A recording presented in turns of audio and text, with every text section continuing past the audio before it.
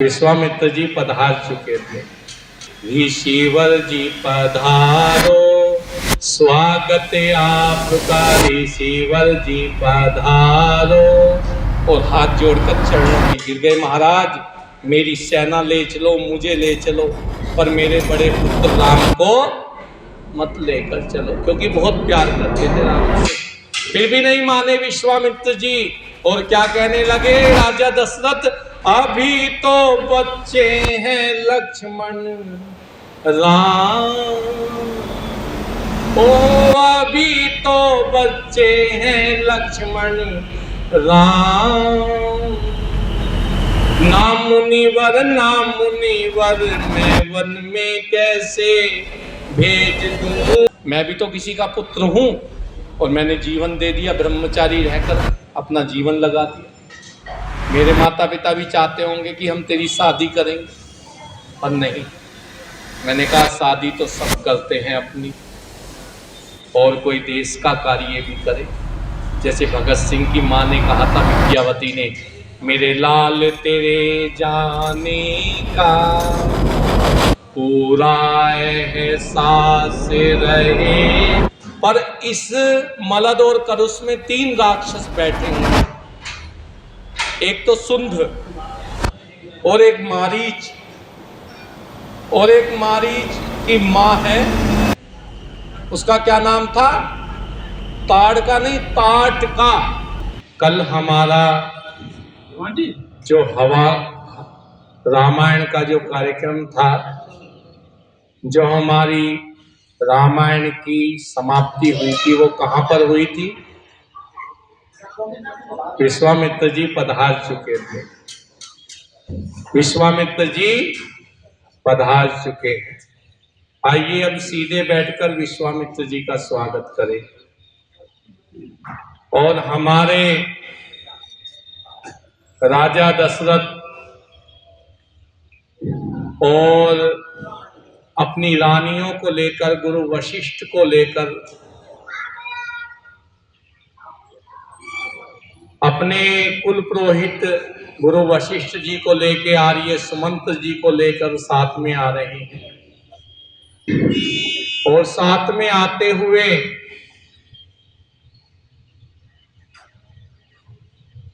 क्या गुनगुनाते हुए आ रहे हैं। हमको ये खुशी है यहाँ आप आए हैं, हमको यह खुशी है यहाँ आप आए हैं। आसमान में तारे कैसे टिमटिमाए हैं, हमको यह खुशी है ऋषि आप आए हैं, हमको यह खुशी है ऋषि आप आए हैं। आसमान में तारे कैसे टिमटिमाए हैं, हमको यह खुशी है यहाँ आप आए। बढ़िया तरह स्वागत और सम्मान किया। पैर धोए, पैर धोने के बाद हाथ धोए, हाथ धुलवाने के बाद खूब स्वागत सम्मान किया। और स्वागत सम्मान करने के बाद माताओं बहनों, मैंने कल भी बताया था कि अतिथि का स्वागत करना चाहिए और सम्मान करना चाहिए। क्या कहना चाहिए। ऋषिवर जी पधारो, स्वागत आपका ऋषिवर जी पधारो, स्वागत आपका ऋषिवर जी पधारो, स्वागत आपका। तो स्वागत किया और सम्मान किया। विश्वामित्र जी स्वागत और सम्मान से बड़े खुश हुए, और खुश होने के बाद दोपहर का समय होगा तो भोजन कराया होगा, और शाम का समय होगा तब भी भोजन ही कराया होगा, और सुबह का समय होगा तो क्या कराया होगा, नाश्ता। नाश्ते में मेरी कोई आस्था नहीं। सुबह कह रहा था एक व्यक्ति, नाश्ता करोगे जी, मका मेरी कोई आस्था। प्रातः राश क्या होता है, प्रातः राज, जिसका नाम ही नाश्ता, उसमें क्या आस्था होगी जी? तो इसलिए ध्यान से सुनो, नाश्ते में कोई आस्था नहीं होती, प्रातः राज कराया होगा। और विश्वामित्र जी जाकर बैठ गए, और जब बैठ गए ना तो गुरु वशिष्ठ जी बैठे हुए थे। गुरु वशिष्ठ जी कौन थे? राजा दशरथ के कुल पुरोहित। वामदेव जी, जाबाली जी सब बैठे हुए हैं, सब बातें कर रहे हैं आपस में। और गुरु वशिष्ठ जी से हालचाल पूछ रहे हैं विश्वामित्र जी। और क्या कह रहे हैं? कैसे हैं आप ऋषिवर? आचार्य जी कैसे हैं आप कैसे हैं स्वामी जी? सब हालचाल पूछ रहे हैं। उधर राजा दशरथ भी इतने प्रसन्न हैं कि कह रहे हैं, क्या कह रहे हैं विश्वामित्र जी को? कि महाराज, मुझे जैसे ही पता लगा आप आ रहे हैं, मेरे मन में इतनी प्रसन्नता फैल गई, इतनी प्रसन्नता फैल गई, बस पूछो मत। मैं खुश हो गया और प्रसन्न हो गया, और मुझे ऐसा लग रहा है जैसे किसी को प्यास लग रही और प्यासे को पानी मिल जाए। आपके आने की मुझे इतनी प्रसन्नता हुई।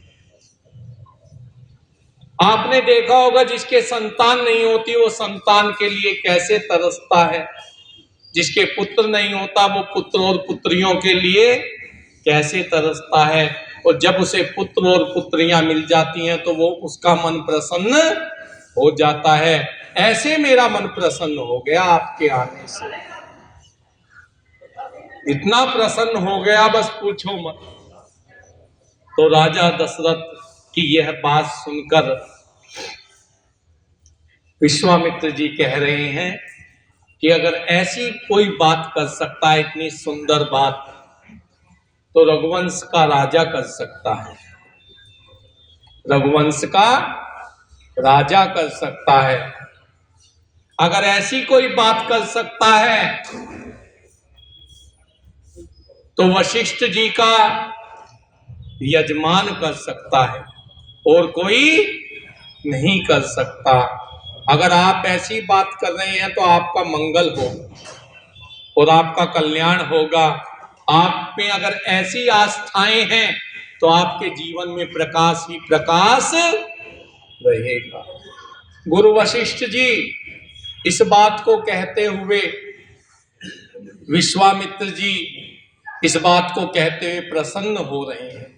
दोनों ऋषि बातें कर रहे हैं और प्रसन्न हो रहे हैं, इतने प्रसन्न हो रहे हैं बस पूछो मत। क्योंकि जब हमारे घर कोई अतिथि आता है तो हमें कैसा लगता है? अच्छा लगता है या बुरा? बताओ, सभी बताओ, सारे तो नहीं बोल रहे। हाँ, कुछ यूं भी सोचते हैं पता नहीं कहां से आ गए हैं। और जब हमारे घर कोई अच्छे लोग जो होते हैं ना, कई माताएं बहनें कैसी होती हैं? बड़ी अच्छी होती हैं। कोई आता है तो उसका बड़ा स्वागत सम्मान करती है। मैंने कल भी बताया था, वेद कहता पुनरे ही वाचस्पते देवेन मनसा सह। वेद कहता हे आचार्य, हे विद्वान, हे अतिथि, आप पुनः पुनः दिव्य मन वाले होकर पधारे, पुनः पुनः पधारे, वेद ये कहता।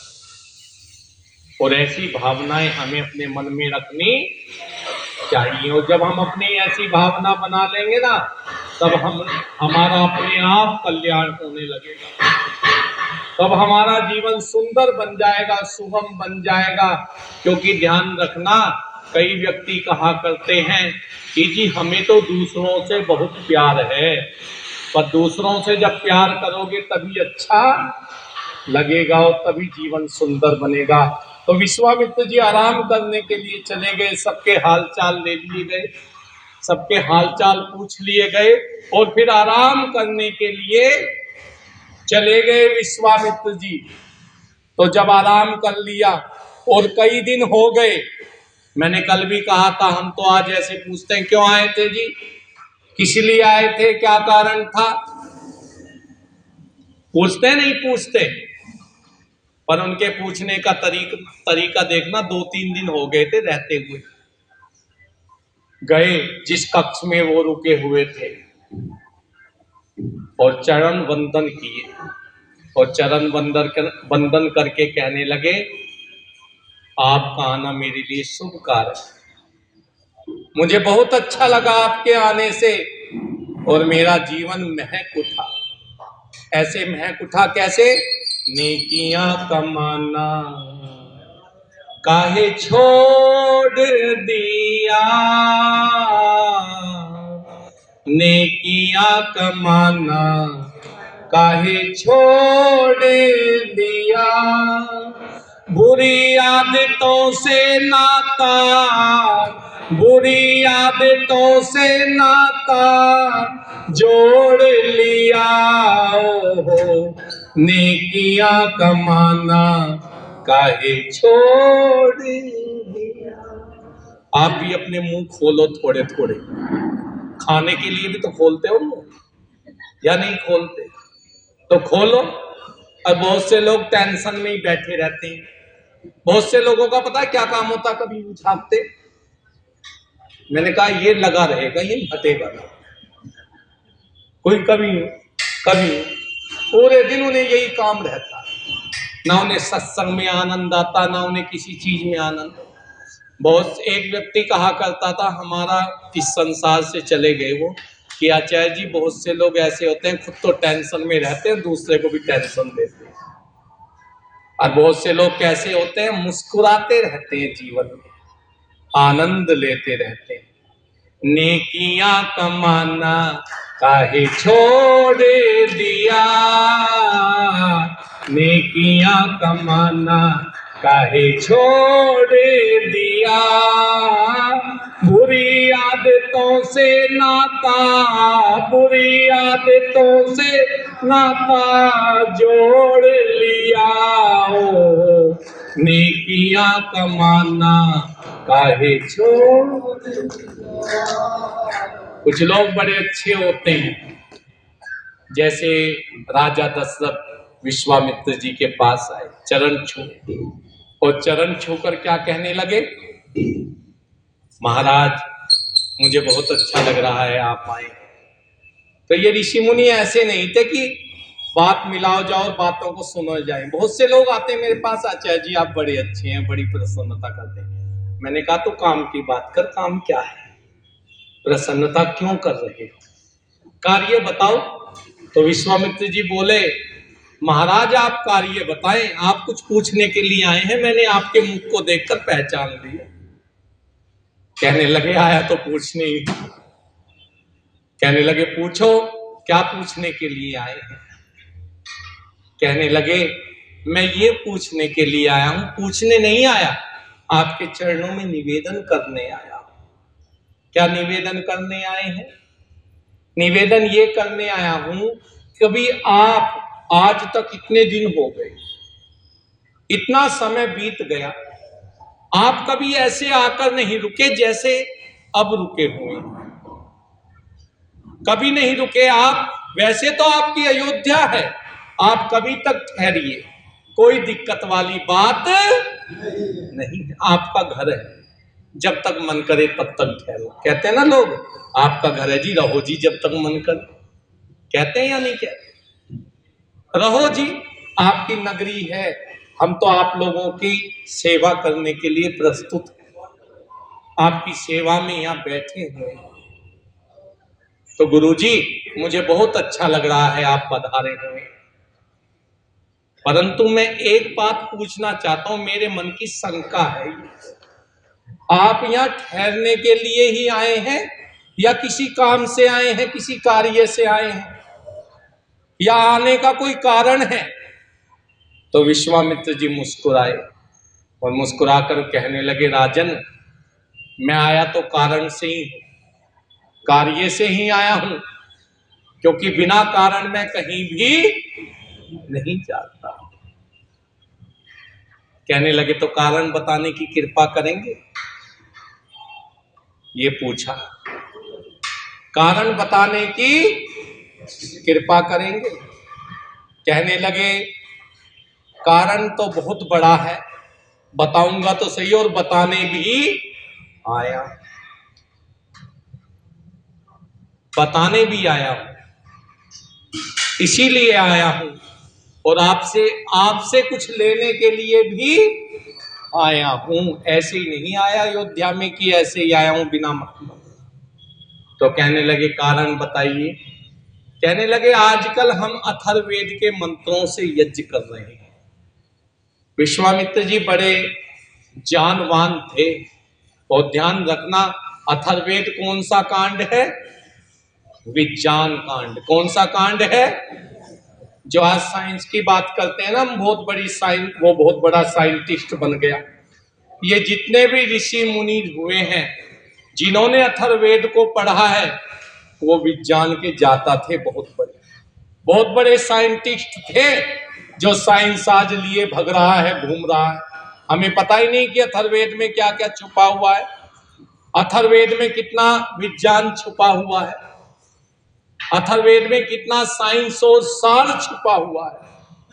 कहने लगे आजकल मैं अथर्ववेद के मंत्रों से वेद पारायण यज्ञ कर रहा हूं। कहने लगे कहां कर रहे हैं? कहने लगे एक आश्रम है, और उसका क्या नाम है आश्रम का? सिद्धा आश्रम। क्या नाम है आश्रम का? सिद्धा आश्रम। ध्यान रखना, फिर कभी आऊंगा ना दोबारा, हुआ तो परमात्मा ने चाहा तो जल्दी आऊंगा, फिर आऊंगा ना तो फिर पूछूंगा मैं क्या बता कर गया था। क्योंकि मैं जालंधर में गया एक बार कथा करने के लिए अभी पिछले दिनों, फिर उन्होंने दोबारा मेरी कथा रखी है अभी जनवरी में, फिर दोबारा रखी है। पहले 5 दिन रखी थी, इस बार 11 दिन रखी। तो मैंने कहा मैंने सीता का विवाह करवा दिया था, तो माताएं बहनें पढ़ने में लगी हुई हैं कि आचार्य जी आकर पता नहीं क्या पूछे। मैंने कहा सीता के विवाह से आगे बात चलेगी, ये ध्यान रखना। तो इसीलिए माताओं बहनों, क्या नाम था उस आश्रम का? उसका नाम सिद्धाश्रम। कैसे रखा? उसका नाम सिद्धाश्रम ऐसे रखा कि एक वामन ऋषि हुए। कौन से ऋषि हुए? वामन। उन्होंने वहां पर तपस्या सिद्ध की। क्या की? तपस्या सिद्ध की। तो इसीलिए उसका नाम सिद्धाश्रम रख दिया गया। आजकल मैं वहीं पर वास कर रहा हूं, वहीं पर रह रहा हूं, और वहीं पर ही जब मैं यज्ञ करता हूं अथर्ववेद के मंत्रों से, तो पौराणिक लोग मेरे यज्ञ में विघ्न डालते हैं। बहुत से लोग मेरे यज्ञ में विघ्न डालते हैं। और विघ्न कौन डालता है यज्ञ में? बताओ। देवता डाल दे, राक्षस? जो राक्षस प्रवृत्ति के लोग होते हैं, जो ये सोचते हैं बस ये तो आर्य समाज का यज्ञ है, यज्ञ हो रहा है, अन्यथा यज्ञ में सबको बैठना चाहिए और यज्ञ सबको करना चाहिए। मैंने कल भी बताया था, और मैं कहा करता हूं, पावने हो पवने हवन से, टकराती ऊपर घन से। पावने हो पवने हवन से, टकराती ऊपर घन से। नभ से बरसे जल की धारे, नर नारी हवन रचाओ। सुखमय होगा सब संसारे, नर नारी हवन। हवन करना चाहिए नहीं करना चाहिए? पंडित जी आए, पूजा का घी मंगवाया, वो सड़ा सा, और आपने भी हवन कर लिया और हमने भी हवन कर लिया। जैसा खुद खाओ। मैंने क्या कहा? जैसा खुद खाओ। उससे भी उत्तम देवताओं को दो। कल ये हमारे अमर सिंह जी घी लाए थे 900 रुपए किलो वाला, कितना सुंदर घी था। और हम जो इधर तो वो घी मिलता होगा या नहीं मिलता होगा, हमारे यहाँ तो बिल्कुल गौओं के द्वारा जो बनाया जाता है, गौओं का जो दूध काटती हैं माताएं बहनें, उसका घी बनाती हैं। बिलोते हैं ना, रई से बिलोकर बनाती हैं, उसका घी मिलता है। बिल्कुल बेटा बात मत करो, यहाँ खड़े होके बात नहीं करना, ठीक है? इसीलिए उस घृत से यज्ञ होता है। जैसे राजा दशरथ का मैंने बताया था कि रानियां मथती थी और उसमें से मक्खन निकालती थी, और वो जो घी बनता था उस घी से यज्ञ करती थी, क्योंकि यज्ञ के लिए शुद्धता होनी चाहिए, और जहां पर शुद्धता होती है वहीं पर ही आनंद की प्राप्ति होती है। तो कहने लगे विश्वामित्र जी कि मैं यज्ञ कर रहा हूं, पर मेरे यज्ञ में विघ्न डाल रहे हैं। कौन डाल रहे हैं? राक्षस। तो कहने लगे राजा दशरथ आप घबराओ मत, महाराज हम चलेंगे और हमारी पूरी सेना चलेगी और आपके यज्ञ को पूर्ण करवाएंगे, क्योंकि यज्ञ देवता करते हैं और राक्षस विघ्न डालते हैं। कहने लगे आप निश्चिंत रहो, हम चलेंगे और हमारी पूरी सेना चलेगी। तो विश्वामित्र जी देखो कितने समझदार थे, या समझदारी की बात आती है। वो मन में विचार करने लगे अगर सेना गई तो उधर से राक्षसों की सेना आएगी, और इनके पास भी कई प्रकार की सेना है, हाथी वाली, घोड़े वाली, कई प्रकार की सेना है। उधर से राक्षसों की सेना आएगी और इधर से हमारी सेना जाएगी, तो यज्ञ नहीं होगा, फिर तो युद्ध ही होगा। यज्ञ तो रुक जाएगा, फिर तो युद्ध ही युद्ध होगा। तो विश्वामित्र जी बोले नहीं महाराज, हमें आपके सेना की जरूरत नहीं है, ना आपकी जरूरत ना आपकी सेना की जरूरत। और किसकी जरूरत है? हमें तो आपके बड़े पुत्र राम की जरूरत है। जैसे ही राम का नाम लिया ना, ऐसे ही आंखें फटी की फटी रह गई। ठीक है, फटी की फटी रह गई। और राजा दशरथ ने तो भेज भी दिया था राम को, अब तुम मेरे साथ ना भेजो किसी को भी, चाहे मैं यहाँ अनशन क्यों ना ले लूं, कि भी मैं तो इस लड़के को लेके जाऊंगा। सब कहेंगे ना आचार्य जी को उठवाओ यहाँ से, दूध नहीं पुछवाओ। ये तो हमारे पीछे ही पड़ गए। परंतु उस समय की व्यवस्था देखो उन राजाओं की। मन में विचार किया कि मैं तो आपके, कह भी दिया कि मैं तो आपके बड़े पुत्र राम को लेने के लिए आया हूं। फटी रह गई आंखें और हाथ जोड़कर चरणों में गिर गए, महाराज मेरी सेना ले चलो, मुझे ले चलो, पर मेरे बड़े पुत्र राम को मत लेकर चलो, क्योंकि बहुत प्यार करते थे राम से। फिर भी नहीं माने विश्वामित्र जी, और क्या कहने लगे राजा दशरथ, अभी तो बच्चे हैं लक्ष्मण राम, ओ अभी तो बच्चे हैं लक्ष्मण राम, ना मुनिवर मैं वन में कैसे भेज दूं, ना मुनिवर मैं वन में कैसे भेज दूं। अगली इस बार अपने मुंह भी खोल देना और अपनी तालियां भी खोल देना, और सबकी तालियां ऊपर होनी चाहिए बिल्कुल। अभी तो बच्चे हैं लक्ष्मण राम, ओ अभी तो बच्चे हैं लक्ष्मण राम, ना मुनिवर मैं वन में कैसे भेज दूं, ना मुनिवर मैं वन में कैसे। खूब प्रार्थना की, पर कह दिया कि लेकर जाऊंगा तो राम को ही लेकर, तुम्हारी सेना का क्या करूंगा मैं, युद्ध हो जाएगा, मेरा यज्ञ तो रुक जाएगा। कहने लगे राम को किस प्रपंच से लेने आए हो आप, राम तो कुछ भी नहीं जानता।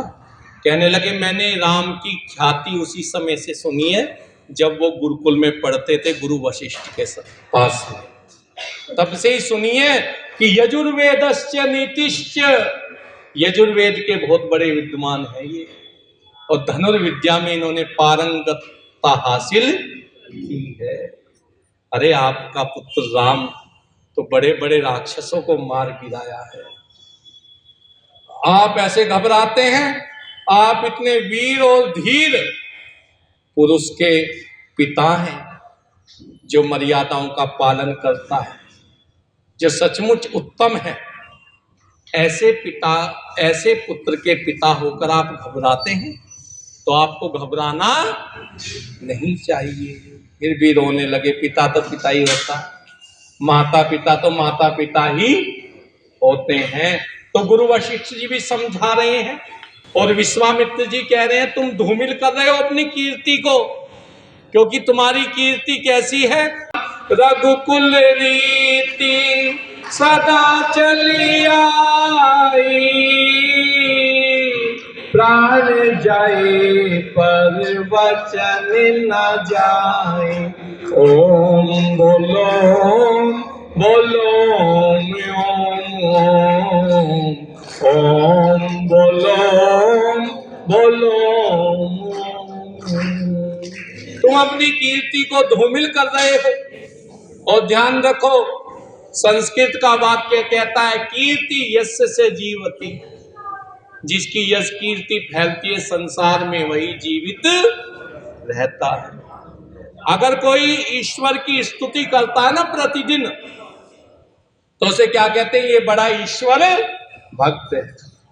और जो प्रतिदिन यज्ञ करता है तो उसे क्या कहते हैं? ये बड़ा याज्ञिक है। अगर कोई प्रतिदिन दान करता है तो लोग उसे क्या कहते हैं? ये बहुत बड़ा दानी है। तो उसे संज्ञा मिल जाती है। इसीलिए मर्यादा पुरुषोत्तम, उत्तम में भी उत्तम थे और पुरुषोत्तम थे वो। और उत्तम नगर में उनकी कथा का कार्यक्रम चल रहा है। कितनी अच्छी बात है। उत्तम नगर, ये नगर ही उत्तम है। और पुरुषोत्तम, मर्यादा पुरुषोत्तम श्री रामचंद्र के चरित्र चित्रण का कार्यक्रम चल रहा है, बताया जा रहा है। कहने लगे महाराज मुझ पर दया करो। कहने लगे तुम भूल गए, तुम्हारे पूर्वजों ने तो अपना सब कुछ दे दिया, तुम भूल गए क्या? उन्हें भूल गए अपने पूर्वजों को जिन्होंने अपना सब कुछ दान दे दिया। कहने लगे मैं कुछ नहीं भूला महाराज, पर मैं संतान जो होती है बड़ी प्यारी होती है। और मैंने 60 वर्ष की आयु में इस संतान को पाया है। कितनी वर्ष की आयु में? 60 वर्ष की आयु। और ये मेरे हृदय के टुकड़े हैं, इसीलिए मैं इन्हें छोड़ना नहीं चाहता। इसीलिए ध्यान रखो, मैं इन्हें छोड़ना नहीं चाहता। और कोई मेरी व्यवस्था नहीं है, क्योंकि मन में विचार कर रहे हैं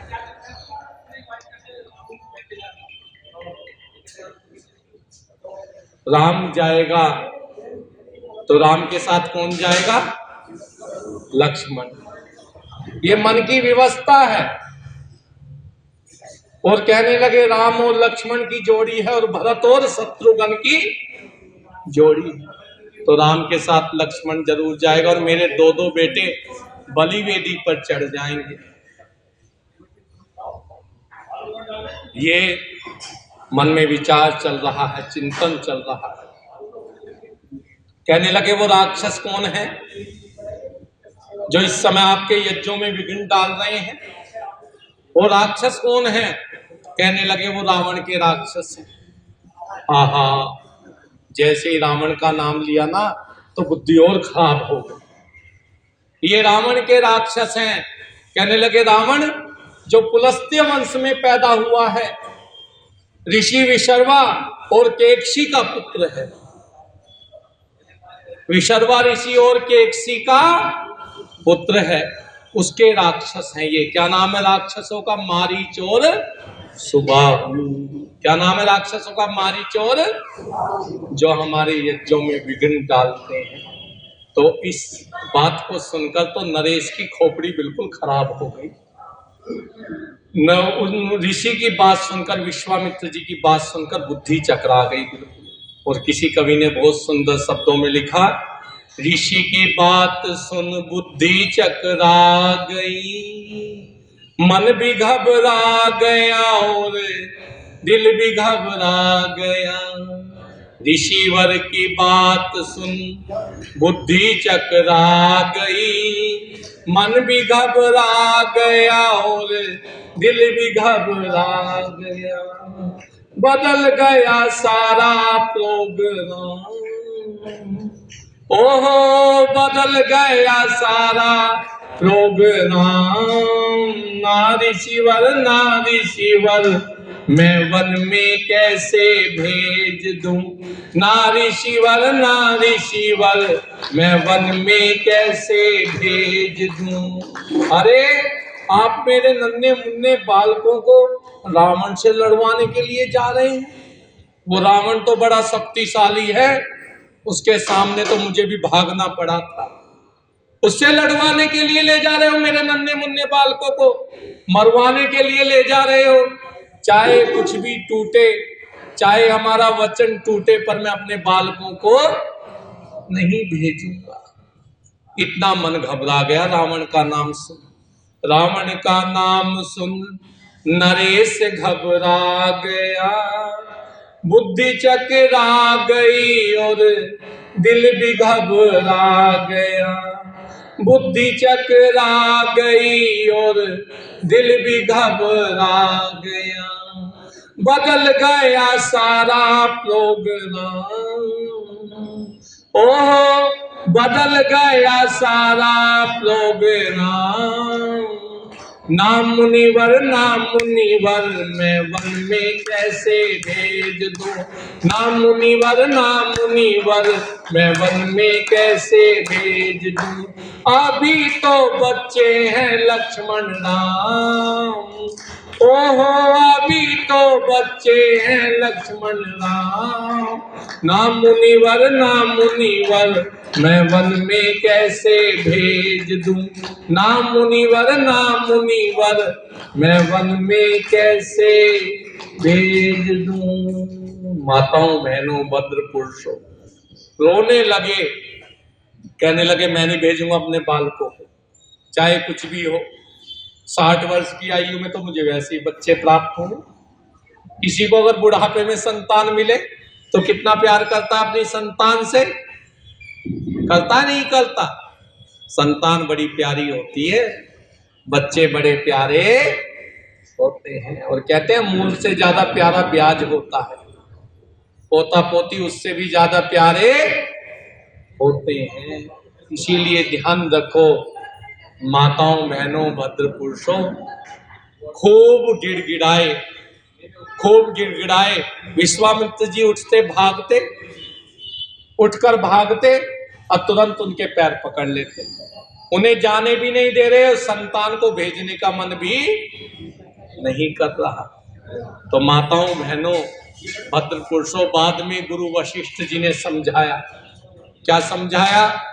आप भेज दीजिए अपने बालकों को, विश्वामित्र जी उनका रक्षण करेंगे और अच्छी प्रकार रक्षण करेंगे। आप निश्चिंत रहो और आप अपने बालकों को निश्चिंत होकर भेज दो, बिल्कुल निश्चिंत होकर। आप घबराओ मत, बालकों को भेज दो। तो गुरु वशिष्ठ जी की बात पहले तो नहीं मानी, फिर बाद में मान ली। चलो कोई बात नहीं, आप कह रहे हो तो भेज देता हूं। कहने लगे ये कई प्रकार की विद्याएं सिखा देंगे राम को और राम का रक्षण करेंगे ये, आप निश्चिंत होकर भेज दो। तो भेज दिए और जाने से पहले स्वस्ति वाचन के मंत्रों का पाठ किया गुरु वशिष्ठ जी ने कि जा रहे हैं, आएंगे पता नहीं आएंगे। मन में ये विचार चल रहा था। उन राजाओं की व्यवस्था देखो, पहले गुरुकुल में पढ़े, पहले तो संतान हो ही नहीं रही थी, हो गई तो फिर गुरुकुल में चली गई और गुरुकुल के बाद फिर विश्वामित्र जी पधार गए। मैं भी लेकर ही जाऊंगा, चाहे कुछ भी हो जाए, मैं भी साथ लेकर ही जाऊंगा। और भेजने पड़े मेरे यज्ञों के लिए, मैं राम को लेने के लिए आया हूं, यज्ञों की रक्षा के लिए। चल दिए और स्वस्ति वाचन के मंत्रों का पाठ हुआ। और क्या कहता है, हमने थोड़ी सी पंक्तियां ये लिखी थी। और क्या लिखी थी? अग्नि मीरे पुरोहितम प्रभु दे रहा प्रकाश सबको कण कण में प्रभु। ओहो दे रहा प्रकाश सबको कण कण में प्रभु। अग्नि मीडे पुरोहितम पुरोहितम प्रभु दे रहा प्रकाश सबको कण कण में प्रभु। आहा दे रहा प्रकाश सबको कण कण में प्रभु। स्वस्ति वाचन के मंत्रों का पाठ हुआ और माँ बाप रो रहे। राम को बुलाया और जैसे ही राम को बुलाया ना तो लक्ष्मण भी आए। लक्ष्मण ने कहा मैं भी भैया के साथ ही जाऊंगा। कहने लगे अरे मैं तो सोच रहा था एक पुत्र बच जाएगा, ये भी बलिवेदी पर ही चढ़ेगा। मन में विचार कर रहे हैं, पर वो कहाँ जानते थे। पर गुरु विश्वामित्र जी ने कहा कि अगर तुम राम को जान जाते ना तो राजन तुम मुझसे ऐसी बातें ना करते। तुमने राम को भी जाना ही नहीं है। तुम पिता मोह में हो, तुम पुत्र मोह में हो, तुम पिता हो इसीलिए तुम्हें इन पर मोह आ रहा। कहते ना वो मेरा तो बेटा है, मैं तो अपने बच्चे को कहीं ना भेजूं। पर नहीं, वो इसीलिए महान बने, उन्होंने ऋषि मुनियों की सेवा की, इसीलिए महान बने। और आज कौन सी संतान महान बन रही है? छोटे छोटे बच्चे सिगरेट लगा रहे हैं, छोटे छोटे बच्चे दारू पी रहे हैं। दिल्ली में इतना बुरा हाल है, देखो जेब काट रहे हैं। महान बन रही है संतान। ऋषियों के आश्रम में रहकर ही महान बनती है संतान, गुरुकुलों में रहकर ही महान बनती है संतान। जो माता पिता त्याग तपस्या करते हैं, जो संतान जो बच्चे त्याग तपस्या करते हैं, वो महान बनते हैं। जो 4 बजे उठते हैं। मैं भी तो किसी का पुत्र हूं और मैंने जीवन दे दिया, ब्रह्मचारी रहकर अपना जीवन लगा दिया। मेरे माता पिता भी चाहते होंगे कि हम तेरी शादी करेंगे, पर नहीं। मैंने कहा शादी तो सब करते हैं अपनी, और कोई देश का कार्य भी करे। जैसे भगत सिंह की माँ ने कहा था विद्यावती ने, मेरे लाल तेरे जाने का पूरा एहसास रहेगा, मेरे लाल तेरे जाने का पूरा एहसास रहेगा। पर भगत सिंह भारत में तेरा इतिहास रहेगा। पर भगत सिंह भारत में तेरा इतिहास। आज भगत सिंह को सब याद करते हैं, उन माओं का बलिदान है ये। अब राजा दशरथ भी रो रहे हैं, कौशल्या भी रो रही है, कैकेयी भी रो रही है और सुमित्रा भी रो रही है। और जा रहे हैं बच्चे मुस्कुराते हुए। और क्या कहा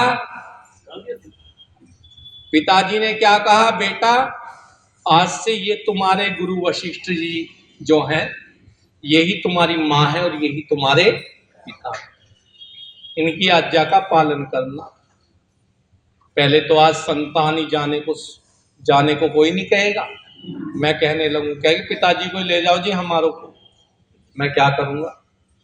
दूसरा, माँ बाप भी ऐसे नहीं है जो भेजने वाले हैं। और उनकी व्यवस्था देखो, तभी तो वो राम आज उनका इतिहासों में नाम अंकित है, तभी तो उन्हें मर्यादा पुरुषोत्तम कहते हैं, तभी तो वो पुरुषों में भी उत्तम है, तभी तो वो श्री राम के नाम से जाने जाते हैं। और जा रही है संतान, हंसते मुस्कुराते जा रहे हैं राम बिल्कुल, और लक्ष्मण भी मुस्कुरा रहे हैं। और पिताजी क्या कह रहे हैं, मेरे जिगर के टुकड़े देखो मुस्कुरा कर चल दिए, मेरे जिगर के टुकड़े देखो मुस्कुरा कर चल दिए। जाते जाते ये तो बता दो, जाते जाते ये तो बता दो, हम जिएंगे किसके लिए, मेरे जिगर के टुकड़े देखो मुस्कुरा कर चल दिए। ऋषि भी होंगे मुनि भी होंगे, फिर भी हमारा दिल न लगेगा। ऋषि भी होंगे मुनि भी होंगे, फिर भी हमारा दिल ना लगेगा। आप तो ऐसे हमारा दिल दुखा कर चल दिए, आप तो ऐसे हमारा दिल दुखा कर चल दिए। मेरे जिगर के टुकड़े देखो मुस्कुरा कर चल दिए। रोए, माँ भी रोई और पिता भी रोए, पर वशिष्ठ जी विश्वामित्र जी लेकर साफ गए, और जैसे ही अयोध्या नगरी को पार किया, पार भी नहीं किया था, सरयू नदी के किनारे आकर कहा कि हे राम 3 आचमन करो। कितने आचमन करो? 3 आचमन करो, मैं आपको 2 विद्याएं दूंगा जो योग में भी आती हैं। 2 विद्याएं। कौन सी विद्याएं आती हैं योग में? बला अति बला नाम की विद्या है। क्या नाम था उन विद्याओं का? वो क्यों दी थी राम को? कि आपको कभी थकान नहीं होगी, कभी ज्वर नहीं आएगा, आपके शरीर में कोई पीड़ा नहीं होगी, और आप दुष्टों पर हावी हो जाओ। तो 2 विद्याएं तो चलते चलते देती, और ऐसे ही चलते रहे। कहीं आग्नेय शस्त्र, कहीं मानव शस्त्र, कहीं वायव्य शस्त्र, ऐसे ही अनेक प्रकार की विद्याएं देते हुए चले, और चलते रहे। अनेक नदियों के किनारे बैठकर यज्ञ करते, संध्या करते। ये लिखा है। एक बात और बात का ध्यान रखना,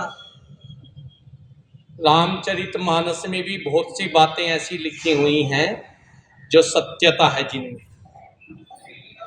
वैसे तो वो राम के इतने बड़े भक्त हो गए थे गोस्वामी तुलसीदास जी कि उन्होंने रामचरितमानस लिखी तो राम को ईश्वर मान दिया, परंतु ईश्वर ना तो कभी जन्म लेता है ना कभी मरता है। ईश्वर कैसा होता है? प्रभु सारी दुनिया से ऊंची तेरी शान है, कितना महान है तू, कितना महान है, कितना महान है तू, कितना महान है।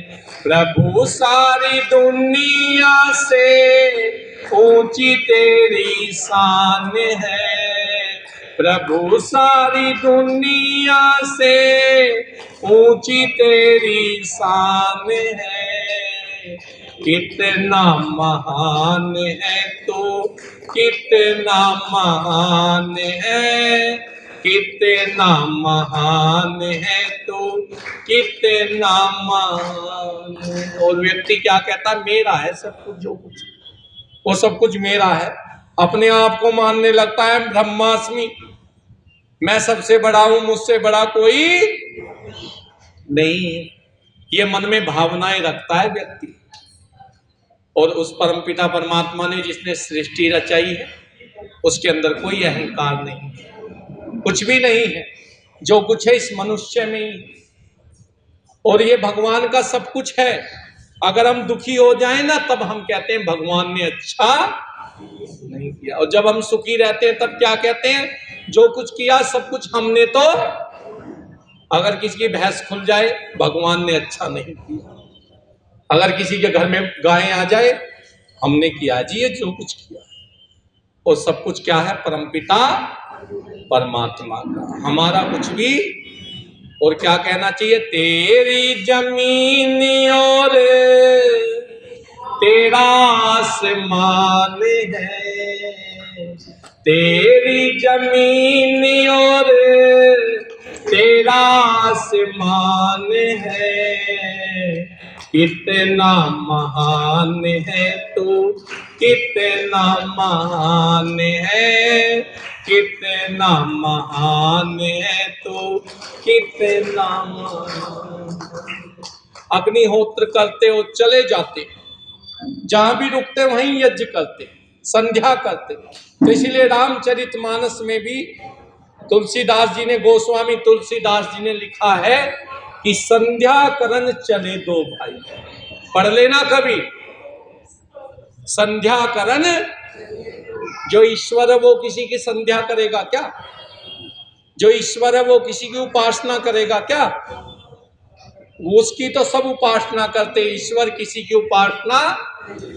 तो मान लिया तुलसीदास जी ने भी रामचरितमानस में, मान लिया तुलसीदास जी ने भी कि राम संध्या किया करते थे और राम यज्ञ किया करते थे और राम वेद भी पढ़ा करते थे। ये जो बहुत से लोग कहते हैं जी राम कथा नहीं होनी चाहिए, क्यों नहीं होनी चाहिए? राम को पढ़ो, पता लग जाएगा। राम आर्य थे, सीता माता राम को आर्य पुत्र कहकर पुकारती थी, और माता कौशल्या और कैकेयी सुमित्रा भी राजा दशरथ को आर्य पुत्र कहकर वो यज्ञ किया करते थे, वेद पढ़ा करते थे। वो लोग इतने महान थे। पर हमने तो ना तो हम वेद पढ़ते, ना यज्ञ करते, ना कुछ करते। हमसे अच्छे तो मुसलमान हैं, हमसे अच्छे तो सही बताऊं तो वो अपनी पांचों समय की नमाज तो पढ़ते हैं कम से कम। और उनका ना तो हम तो कभी वहां आसाराम के डेरे में बैठे हैं और कभी राम रहीम के यहाँ धरे, और कोई कहीं बैठा है और कोई कहीं बैठा है। वो तो कम से कम एक ही मस्जिद में जाते और एक ही जगह जाते। तो उनसे भी कुछ शिक्षा ले लो, हमसे अच्छे तो मैं तो कहता हूं मुसलमान जुम्मे को नमाज जरूर पढ़ता है, और कई मुसलमान तो ऐसे हैं जो कुरान शरीफ को पढ़ते हैं। और एक मुसलमान ने तो आर्य समाज काकड़वाड़ी बनी थी ना, सबसे पहले 5100 रुपए का दान दिया था स्वामी दयानंद जी को काकड़वाड़ी आर्य समाज के लिए। और उस मुसलमान का नाम बता दूं, अल्लाह रखा रहमतुल्लाह सोने वाला। हाँ बिल्कुल ठीक कह रहे हैं, ये हिंदू ही थे, मानने वाले मुसलमान नहीं थे। और मुसलमान ने ये बात कही थी जब उससे पूछा गया कि आपने आर्य समाज को क्यों दान दिया। कहने लगे, मैंने महर्षि दयानंद के 15 के 15 प्रवचन पूना के अंदर सुने, और मैंने दयानंद के प्रवचनों को सुनकर मान लिया अगर जीवात्मा को मुक्ति मिल सकती है तो दयानंद के प्रवचनों से मिल सकती है, वेद से मिल सकती है, और किस चीज से नहीं मिल सकती। उस मुसलमान का नाम लिखा हुआ है। एक मुसलमान ने पिछले दिनों जब जिस दिन राम जी की मूर्ति रखी गई थी अयोध्या में, तो मैंने बहुत बड़ा यज्ञ कराया था, तो सबसे पहले एक मुसलमान ने मुझे 100 रुपए दिए थे। तो कुछ शिक्षा लो, ये अपनी मस्जिदों के लिए, अपने मदरसों के लिए इतना दान देता है। अगर मुसलमान थोड़ा सा भी कमाता है ना तो भी दान देता है, और हमारे तो बस रख लो अजी, चलने दो गुरुकुल का, क्या हमारा क्या बिगड़ेगा। ठीक है, तो इसीलिए हमारी तो बुद्धि ही खराब हो गई है। ये हिंदू तो एक जगह डटने वाला नहीं, तो इसीलिए इन चीजों को अपने जीवन में ग्रहण करो, कई शिक्षाएं लिया करो सबसे, और अच्छे बनने की कोशिश किया करो अपने जीवन में। ये ध्यान रखना, जो व्यक्ति अच्छा बन जाता है वो महान बन जाता है। तो रामचरितमानस में गोस्वामी तुलसीदास जी भी लिखते हैं कि संध्या करन चले दो भाई। वो भी मानते हैं कि राम मनुष्य थे, क्योंकि परमात्मा ना तो कभी जन्म लेता है ना कभी मरता है, ये ध्यान रखना। तो राम भगवान तो थे, मैंने कल बताया था, राम को भगवान तो कह सकते हैं, पर ईश्वर ना कभी मरता है ना कभी जन्म लेता है। तो इसीलिए संध्या करी और फिर बहुत दूर निकल गए। प्रधान जी, राजकुमार भाटिया जी दूर से देख रहे हैं, राम एक निर्जन वन दिखाई दिया और बहुत सुंदर प्रदेश था वो। कभी उसमें बाज और उल्लू जैसे पक्षी दिखाई दे रहे हैं, बहुत निर्जन वन है। तो राम ने विश्वामित्र जी से पूछा, ये क्या वन है जी सामने? कहने लगे विश्वामित्र, ये मलद और करुष देश, मलद और करुष नाम के देश हैं। किस नाम के देश हैं वो? मलद और करुष, जो कभी बहुत अच्छे प्रदेश हुआ करते थे, मलद और करुष। पर इस मलद और करुष में 3 राक्षस बैठे हुए हैं, एक तो सुंध और एक मारीच, और एक मारीच की मां है, उसका क्या नाम था? ताड़का नहीं, ताटका। क्या नाम था? ताटका, जो प्रतिदिन यहाँ के लोगों को खाती है। और ये यक्षिणी प्रतिदिन यहाँ पर उत्पात मचाती है। तो हे राम, तुम्हें इस ताटका नाम की राक्षसनी का भी वध करना है, क्योंकि राम ने अनेक राक्षसों का वध किया। राम और कृष्ण ने अनेक राक्षसों को मारा और अनेक राक्षसों को दिखाया। कहते हैं ना कि दुष्टों का नाश जरूर करना चाहिए, दानवों का नाश करना चाहिए। अगर वो अच्छे बन जाते हैं तो उन्हें अच्छे बनाने की भी कोशिश रखनी चाहिए, अगर वो अच्छे बन जाते हैं। तो पहुंचे राम और पहुंच गए उस प्रदेश में जहां पर ताड़का नाम की राक्षसनी रहती थी। एक व्यक्ति कहने लगा, हम तो ताड़का नाम की चाची कहा करते थे अपनी चाची को, हमारी चाची थी ताड़का। मैंने कहा अच्छा? मैंने कहा ताड़का नहीं थी तेरी चाची, वो तो टाटका थी। क्या थी? टाटका थी। है कहते ना ये बड़ी ताड़का है जी, है कहते नहीं कहते? तो वो ताड़का नहीं था, वो टाटका थी। क्या थी वो? टाटका। तो कहा, हे राम, तुम इस राक्षसी का वध करो, इस राक्षसनी का वध करो और इसका वध करके इस मलद और करुष देश को सुंदर बनाओ, और इसका जो पति है सुंद और मारीच, उनका भी वध करो। राम पहुंच गए जहां पर टाटका रहती थी। विश्वामित्र जी कहने लगे, वो इसी वन में रहती है टाटका नाम की राक्षसी। राम वहीं पर पहुंच गए और जैसे ही राम ने अपने धनुष की टंकार गुंजाई, ऐसी टंकार मारो राम, ऐसी टंकार मारो राम, ऐसी टंकार मारो कि जिससे वो टाटका नाम की राक्षसनी हिल पड़े। और उसका पति सुंध, क्या नाम था उसके पति का? नाम सुंध, और पुत्र का नाम था मारीच। पुत्र का नाम क्या था? मारीच। वो सब झूम जाएं और आपकी इस टंकार को सुनकर, इसीलिए तो कहा करता हूं मैं कि टंकार से बड़ा आनंद आता है। कैसा आनंद आता है टंकार से? मैं कई बार कहा करता हूं, टनक टनक टंकार है टंकारे की जय बोलो, टंकारे की जय बोलो, टंकारे की। टनक टनक टंकार है टंकारे की जय बोलो, टंकारे की जय बोलो, टंकारे की जय बोलो, टंकारे की।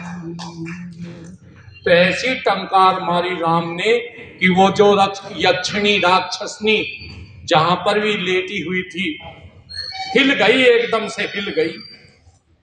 और तुरंत वो दौड़ी दौड़ी आई राम के। उसने देखा कि कोई सामने 3 तो सुंदर पुरुष खड़े हुए हैं, एक ऋषि खड़ा हुआ है। पर राम ने मन में ये कहा और लक्ष्मण से भी कहा कि मैं इस राक्षसनी का वध नहीं करूंगा, मैं इस राक्षसनी का वध नहीं करूंगा, मैं इसके नाक कान काटकर छोड़ दूंगा। क्या कहा? नाक कान काटकर छोड़ दूंगा, इसका वध नहीं करूंगा। पर फिर भी जैसे ही राम ने देखा कि वो राम के ऊपर को दौड़ी दौड़ी आई, ऐसे खाने के लिए दौड़ी दौड़ी आई कि बस पूछो मत। विश्वामित्र जी ने कहा राम, इस यक्षिणी पर दया मत करो, ये तुम्हें खा जाएगी, इस पर दया मत करो बिल्कुल भी। तुम सोच रहे हो इसके नाक कान काट कर छोड़ दूंगा, ये हमें खा जाएगी, इस पर दया मत करो, इसका शीघ्र वध करो। तो राम ने सीधा वायव्य अस्त्र निकाला और यक्षिणी का नाश कर दिया। बोलो भगवान राम की। यक्षिणी का नाश किया और विश्वामित्र जी बड़े खुश हुए, उनका माथा सूंघा और उन्हें आशीर्वाद दिया और कहा, हे राम तुम्हारा कल्याण हो। और मैं उस दिन उस वन में, टाटका वन में ही विश्राम किया। और विश्राम करने के बाद माताओं बहनों भद्र पुरुषों अगले दिन आगे के लिए चल दिए और अनेक शस्त्रों का ज्ञान देते हुए विश्वामित्र जी ले जा रहे हैं। ऋषि जो चला रे मेरा, ऋषि जो चला रे मेरा, राम जी को लेके, राम जी को लेके मेरे, लक्ष्मण जी को लेके, ऋषि जो चला जी मेरा, राम जी को लेके, ऋषि जो चला रे मेरा। तो चल दिए आगे और चलने के बाद दूर से वो सिद्धाश्रम दिखा। वहां सुंदर वेद मंत्रों की सुनाई आ रही थी कानों में, वहां से सुगंधी आ रही थी। तो दूर से दिखाई दिया, कहने लगे ये क्या है महाराज। विश्वामित्र जी बोले और कहने लगे, हे राम यही सिद्धाश्रम है जहां पर वामन ऋषि ने तपस्या सिद्ध की थी, यही वो सिद्धा आश्रम है। तो यहीं पर ही हम यज्ञ करेंगे और आपको यहीं पर ही यज्ञों की रक्षा करनी है। और ऋषि मुनियों के पास जब पहुंचे राम, तो खुश हो गए ऋषि मुनि और इतने प्रसन्न हो गए, क्या कहने लगे, हमारा मन हर साए, हम झूम झूम गाए राम आए हैं। हमारा मन हर साए, हम झूम झूम गाए राम आए हैं। ओ पूरा आश्रम हर साए, हम झूम झूम गाए राम आए हैं। राम आए हैं, अब हमारे यज्ञों की रक्षा हो जाएगी। विश्वामित्र जी ने कहा, रात्रिकालीन आराम किया, संध्या की। अगले दिन ऋषि विश्वामित्र जी के पास में राम पहुंचे तो विश्वामित्र जी ने कहा कि राम, अब हम यहाँ पर 6 दिन तक यज्ञ करेंगे अथर्ववेद के मंत्रों से और 7वें दिन इस यज्ञ की पूर्णाहुति होगी। तब तक मैं मौन रहूंगा, मैं किसी से नहीं बोलूंगा और आप इन यज्ञों की रक्षा करें। ऋषि मुनि प्रसन्न हो गए कि अब हमारा यज्ञ सफल हो जाएगा। यज्ञ प्रारंभ हो गया और यज्ञ प्रारंभ होते होते संकल्प लिया ऋषि विश्वामित्र जी ने, चाहे कुछ भी हो जाए, अब मैं इस यज्ञ की पूर्णाहुति कर कर ही रहूंगा, चाहे कुछ भी हो जाए। और यज्ञ प्रारंभ हो गया। माताओं बहनों भद्र पुरुषों, वेद के मंत्रों की जो ऋचाएं बोली जाती है ना, वेद मंत्र बोले जाते हैं, कहते हैं वो भी हमें शक्ति देते हैं, अंदर से शक्ति देते हैं वो हमें।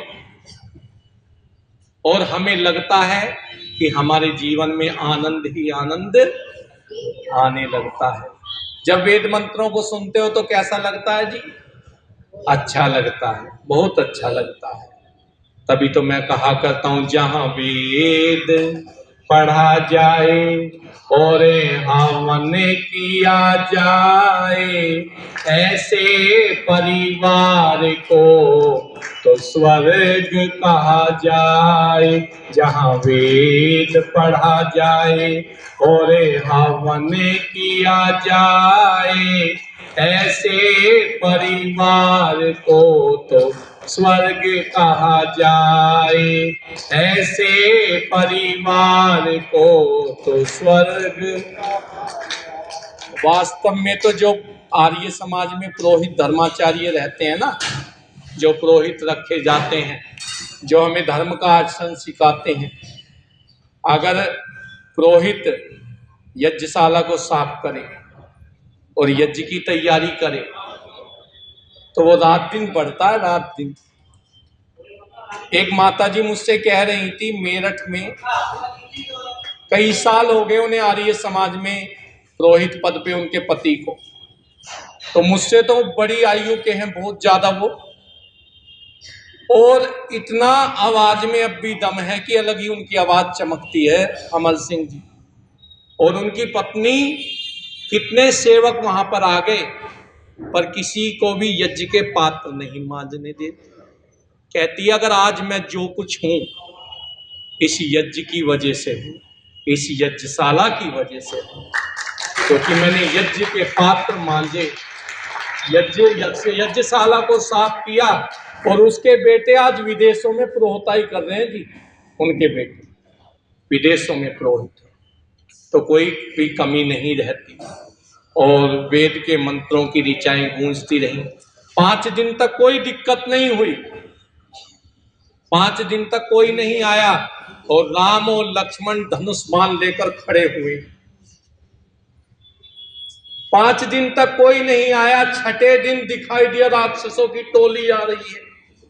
राम सतर्क हो गए बिल्कुल, और इतने सतर्क हो गए, कहने लगे चिंता मत करो, मैं इन राक्षसों को अभी उड़ाता हूं। लक्ष्मण से कहने लगे, और जैसे ही मारीच और सुबाहु जैसे राक्षस आए यज्ञ के पास, तो आप देखो मानव अस्त्र से मारीच को मारा, और आग्नेय अस्त्र से मारीच को मारा, और मानव अस्त्र से वायव अस्त्र से सुबाहु को मारा, और यज्ञों की रक्षा की। 7वें दिन यज्ञ की पूर्णाहुति हुई। विश्वामित्र जी खड़े हो गए, और खड़े होकर कहने लगे, हे राम तुम्हारा कल्याण हो, तुमने यज्ञों की रक्षा की है। और राम ने यज्ञों की रक्षा की, निर्विघ्न उनका यज्ञ संपन्न हो गया। जब हमारे मन शुभ संकल्पों वाले हो जाते हैं ना, तन में मनः शिव संकल्पमस्तु, तो हमारे सारे कार्य पूर्ण हो जाते हैं। इसीलिए तो मैं कहा करता हूं, जिन राक्षसों को कोई हिला ना सका, उन राक्षसों को मारा श्री राम ने। जिन राक्षसों को कोई हिला ना सका, उन राक्षसों को मारा श्री राम ने। देखते देखते देखते रह गए, जब बाण चलाया श्री राम ने। देखते देखते देखते रह गए, जब बाण चलाया श्री राम ने। जब बाण चलाया श्री राम। यज्ञ पूर्ण हुआ। बोलो यज्ञ भगवान की, बोलो मर्यादा पुरुषोत्तम श्री रामचंद्र भगवान की। यज्ञ पूर्ण हुआ, निर्विघ्न पूर्ण हुआ। राक्षसों को ऐसे मार गिराया, बस पूछो मत। और विश्वामित्र जी ने इतना सम्मान किया राम और लक्ष्मण का, बहुत ज्यादा सम्मान किया, क्योंकि यज्ञों की रक्षा के लिए उन्हें लाए थे। अब आगे मिथिला जाएंगे। मिथिला कहाँ है? ये नेपाल में, नेपाल के बॉर्डर पे नेपाल में ही है, जहाँ की माता सीता है। हल्का हल्का सा बिहार में तो नहीं आता वो हिस्सा। बिहार में तो कई माता सीता के बीते हुए पल हैं, ठीक है, आते हैं। वैसे तो अमर सिंह जी कुछ कह रहे हैं, ठीक है। इसीलिए माताओं, बहनों, भद्र पुरुषों, बहुत सुंदर आपने इस कथा को सुना। कुछ लोग आज ही आए हैं, कुछ लोग कल भी आए थे, और कुछ लोग कल सुबह और शाम भी आए। अब आगे जब भी यहाँ कभी कथा होगी राम की, तो वो आगे यहीं से ही प्रारंभ होगी कि सीता के विवाह के लिए राम जाएं।